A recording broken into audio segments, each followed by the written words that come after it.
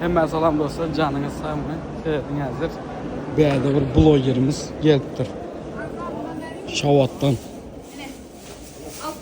Esselamu aleyküm Şükrat ağa. Sağ ol, kandaysınız. Yaxşımısınız? Dandınız mı? Sağ ol, hiç tanımam. Canınız sağ mı? Türkiye'de görüşmedik. Avan, sağmayıp mısınız? Sağman geldiniz mi? Avan. Ya. Canınız sağ mı? Yaxşı Hoş geldiniz.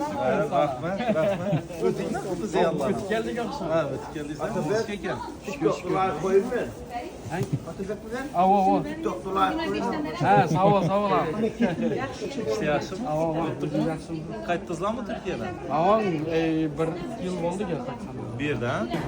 Sana gelgenizde bu kadar gebermesek olmaz. Yok ya, içeride mi? Alın avan. Güvenin bizden özlemimizi firmamızdan.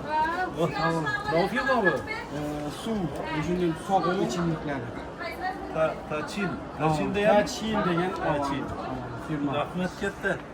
Aylanıp durun. Bize rahmet dinler mi? Bize rahmet nasıl kadar fotoğraf yeter mi? Oldu. Yaxşı, Ben şey sağma yedim.